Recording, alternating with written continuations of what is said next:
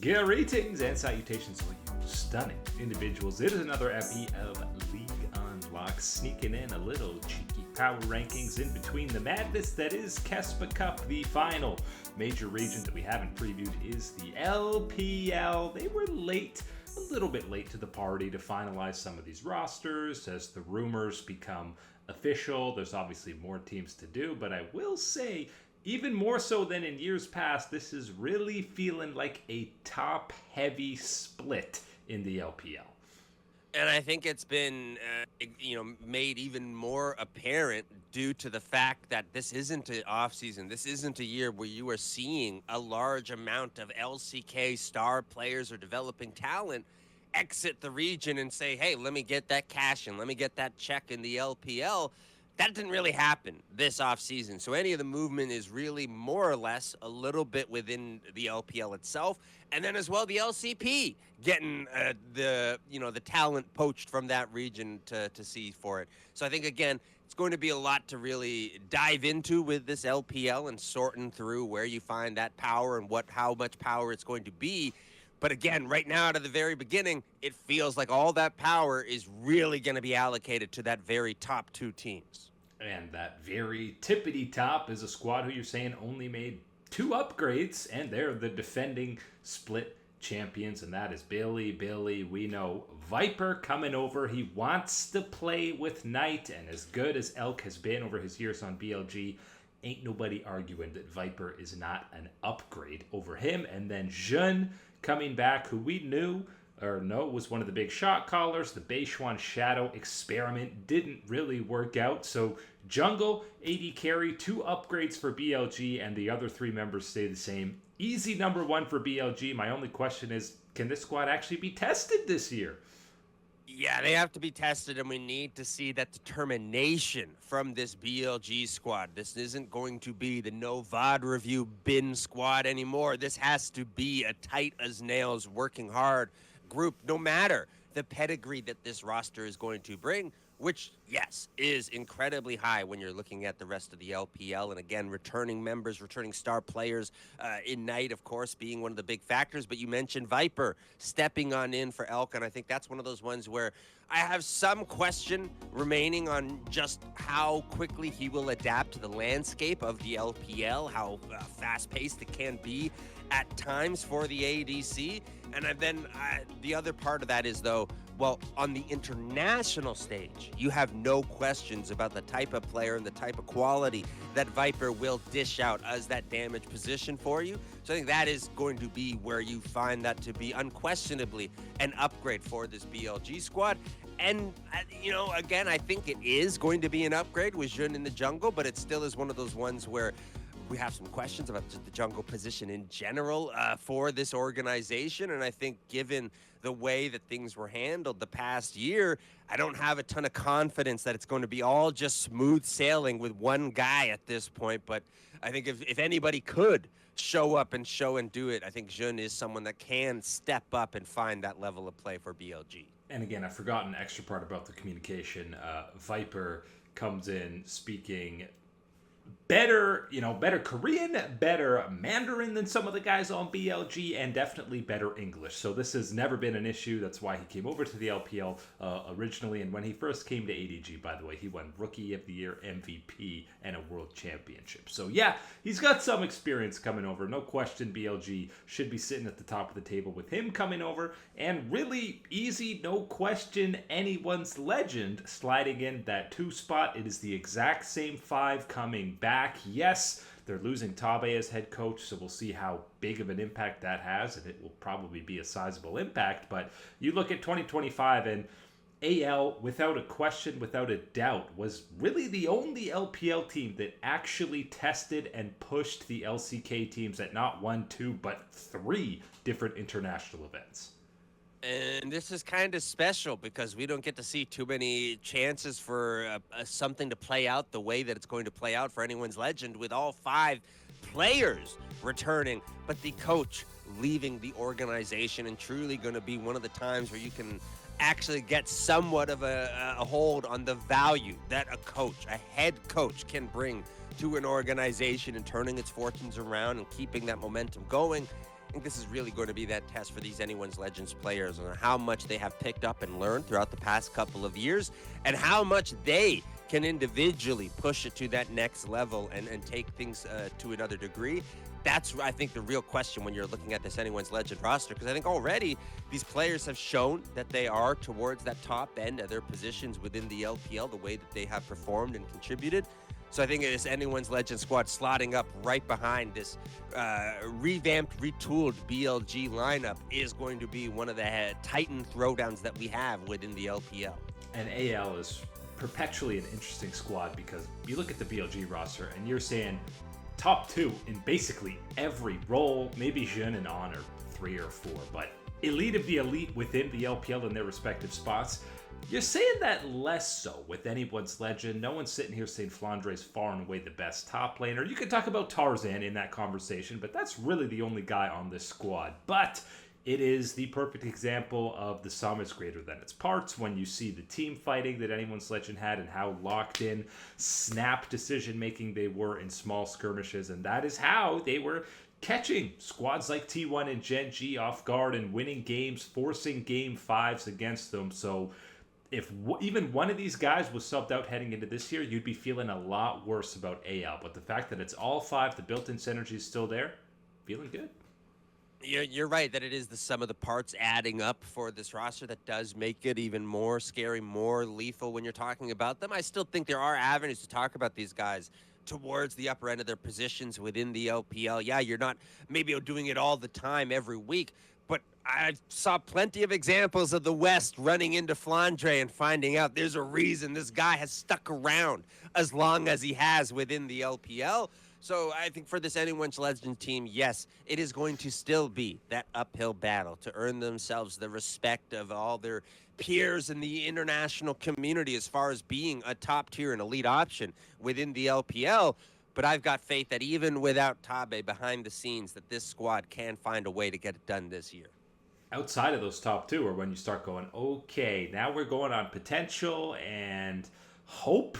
Maybe for some of these squads, there's still some exciting rosters, and in the 3 spot, we're talking about this completely, save for Zhaozhou, a revamped JD Gaming. You're talking about the stars from the Flying Oyster in Honkyu and Junji coming over. Vampire getting an opportunity with an actual good roster. And then, of course, the latest and biggest signing is Gala coming in, who was legit superstar status with IG. And I think going to be the main rival and threat in terms of AD carries to Viper in this league. And I'm really happy that he gets this opportunity because just frankly, the way that he was performing and the way that the structure and things worked out within IG, they weren't a perfect match at the end of the day at how things paired up. His performance, take that outside of that one and move it into a different environment now where I think that he is going to thrive with the way that this hierarchy and power should be set up within JDG. Very much excited about this opportunity for him and the rest of this JDG roster. Very much retooled, worked around, revamped every sort of word to rejuvenate this squad and this organization to be a threat of potential within the LPL. And I think this is one of those things where now we got to talk about, the first 2 squads. You got both feet on the ground. You feel solid. You are connected, firm, ready, and stable.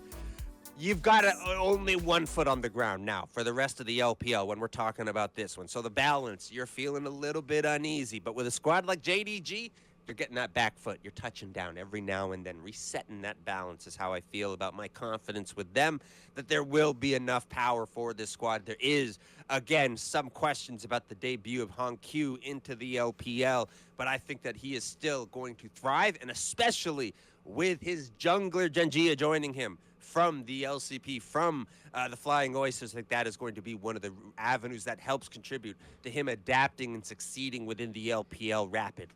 Yeah, no question having his right-hand man will ease in the comfort of going to another league, and this is where Tabe is ending up. So you want to talk about balance for the squad. This is a guy that will provide that even more for them, and really it's an opportunity for him to even further cement that this guy is the best, most important coach in the LPL right now.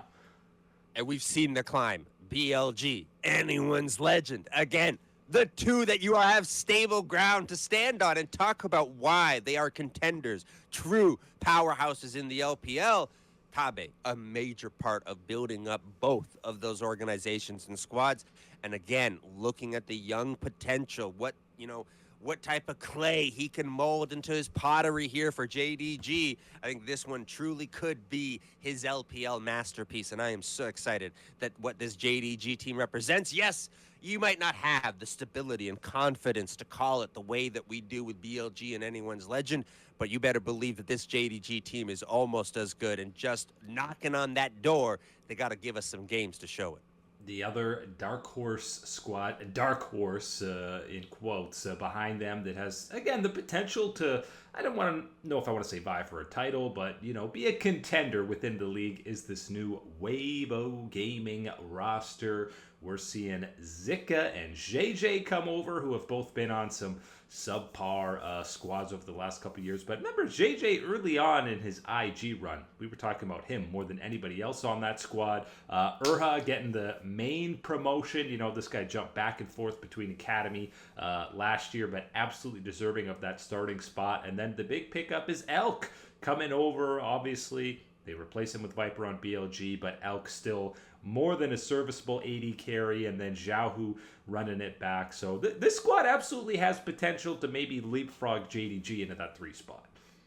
More than above average is the way Elk has contributed for the BLG teams, and at times at a superstar type of level. So if you can get some of that action for Weibo Gaming, yeah, that is the upgrade, the change in direction in that bottom lane that you are looking for when you add a player like that. I think when you also are talking about Zika and JJ in that top side, both are guys that have a lot of potential still and are still very, still relatively early within their careers. So avenues to look at them finding that potential and keep on working at it and access it a little bit more and find more consistency towards a higher level of gameplay. And that's really going to be the secret for this Weibo squad. If they're going to find a way to chip away at these top tier upper level teams within the LPL and keep pace by beating all the bottom teams in the LPL is going to be one of the big factors about that. I think, again, Elk has been incredibly consistent domestically at the very least with BLG, and I think you can bank on that if you are this Weibo squad, and that can be the difference that you need to push yourself into contention in the LPL. And talking consistency, I'm done ever sleeping on Uncle Xiaohu with a new squad around him. This guy continues to just be a top tier mid lane talent, even if you're not talking about him and MVP or sometimes even top 3. The consistency of him competing with the other best mids in the LPL is what he's done his whole career. The only guy that I think is as timeless as Faker, and yes, it doesn't come with the World Championship or the unkillable Demon King pedigree, but I think that the legacy and the longevity that Xiaohu has built his career upon and continues with this upcoming LPL season is certainly something that does deserve its recognition and kind of tip of the cap type of situation. I don't know this for sure, but pretty sure the only guy older than Xiaohu in the LPL is your boy Rookie on IG, running it back, and this will be a very different looking IG. First and foremost, we know the Shy taking a athletic pause, as it was called by IG. Sounds like he will probably not be playing for 2026, so they bring in a young rookie, Saboro, coming in from, he's been in the LCK Challenger scene for the better part of 4 years. Photic and Rookie getting reunited from the NIP days. And then you have Wei coming in the jungle spot, and the most exciting one on this roster to me is Shui coming in that bot lane. And again, this is a squad that could tumble from 5th to 10th, or if things really start operating, Photic finds that former form, and you're talking about them, in the 5 spot.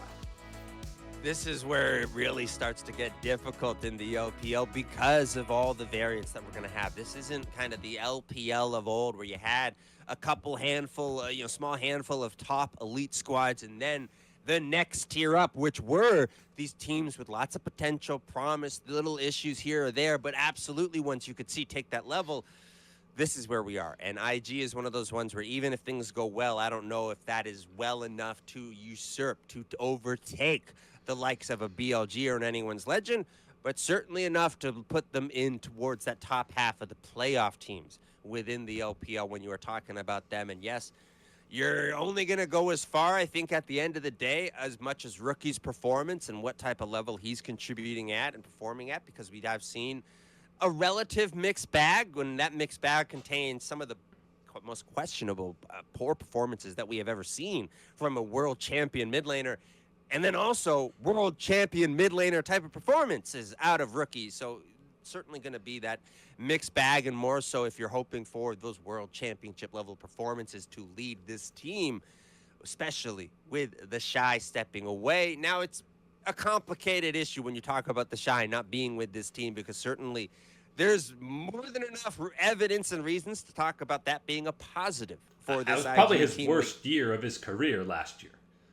Right, with the underperformance and the variance in that performance for the Shy, as far as how poor it was, really didn't help this team take it to that next level, to lock down one of these spots, to get to the World Championship was one of the big things that they needed. Didn't happen. And I think that this year around, with some of the young talent, fresh talent with this group, retrying it and reworking things, I like IG's chances of finding themselves in the position for one of the World Championship spots. You might be saying, well, where's Top Esports? Where's TES, this team that was the main rival for BLG all of last year? Well, unfortunately for them, it's only two guys returning from last year. That is 369 and Cream as the solo lanes. Kanavi, we know, went over to the LCK, returns to play for Hanwha Life. So Nehu comes in the jungle spot, and Jackie Love, we knew, had been dealing with a lot of different health issues throughout all of 2025. We know he's bare minimum taking off Split 1.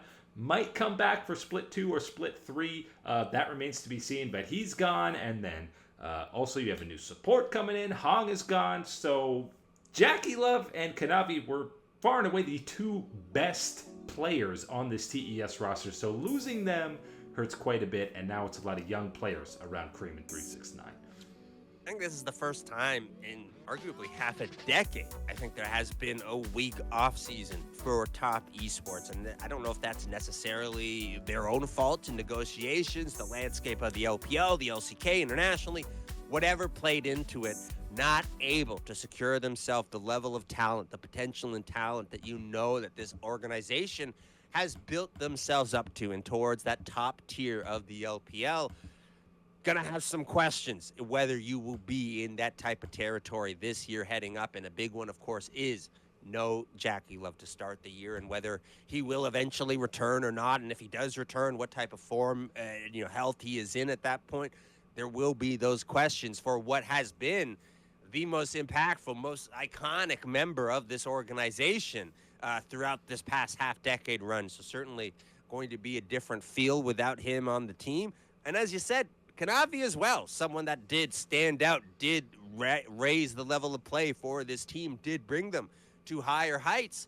He's not going to be there anymore. And yes, you do have 369, who is one of the top options that you can ever have in the top side in the LPL. And yes, Cream did show a little bit more improvement, a little bit more lethality last year, but still not enough where you're calling him a superstar level of player. And Jackie Love is frankly a superstar level of player. Kanavi, a superstar level of player, and you're losing both of them for this Top Esports squad. Hard to see them keeping pace within the LPL. And TES is definitely the line. You go below here, and okay, we're just kind of, it gets hard to grade. We're throwing them in a tier list. You've got LNG, who's got, a Croco Bulldog LCK reunion. 1XN is a great AD carry, so they're ahead of the bunch. EDG's bringing back a lot of what made them successful in that Nirvana or Ascend group, whatever it was in the LPL last year, and similar thoughts for World Elite. But outside of that, it's just kind of a mess. And the bottom tier of teams, you really don't have any expectations at all. Now, they can prove us wrong and become dark horses, but on paper heading into the year, second half doesn't excite me much. Yeah, this feels like everyone else is, you've got the prime chicken fingers, chicken tenders. We've got a burger meal over here. We're working our way down the menu. You get to this part of the LPL, this is the we dug up what was left in the fryer and we just dumped it out, and it's a whole mix. It's all of breading. overfried. There's no actual nugs in there. Oh man. Yeah, it's not what you want. And I think, unfortunately for the LPL, again, this is uncharted territory because for so many years we had this plethora of squads that could operate in this type of territory, could take over that dark horse label as you get towards playoffs and really make things interesting. You have a hard time trying to bring up enough reasons for any of these teams below this top esports line that you can see that happening. I think you mentioned you can go for the LCK experiment with Bulldog and Croco if you really want to bank on that. Bad year from Bulldog last year, though. You don't have a lot to pull from the bank on something like that in that regard. So, yeah, I think there still is going to be a lot of muck and mud to sort your way through and wade your way through until you get to the clean, pristine rivers of the LPL. And I mean, you go even further, you might be saying, where's that little known 2019 World Champion organization, Fun Plus Phoenix? Well, FPX are just gone. Disbanded, no longer part of the LPL. We also know nothing about RNG's roster, and it's rumored that they're going to be gone from the LPL as well. So two MSI and a world champion potentially just gone from the league entirely. That's the crazy thing, right? This isn't just simply looking at the recent history of these organizations type of things. It is understanding the full history and roles that they have played within the region, within the international scene of LoL esports. So yes, it's a significant one. And I think when you're talking about FPX, I think there's absolutely a big tinge of disappointment, the way things fizzled and played out for that organization. Some of the young talent that had been there in the last handful of years and kind of how that was all managed due to the rest of the organization. And then for RNG, this has been long running that they have had a history of financial troubles and uncertainty in regard for those type of things. I think this would be one of those ones where maybe the storied organization can do the region one last favor and bow out peacefully here so that there's only 14 teams left in the schedule. And listen, looking at this bottom half, the LPL doesn't really have any business having 16 teams when the level of competition just isn't quite there at the moment. But that is it today for Liga Unlock. Eric and Mark here with you, absolute stunners. Thanks for hanging out, and we will catch you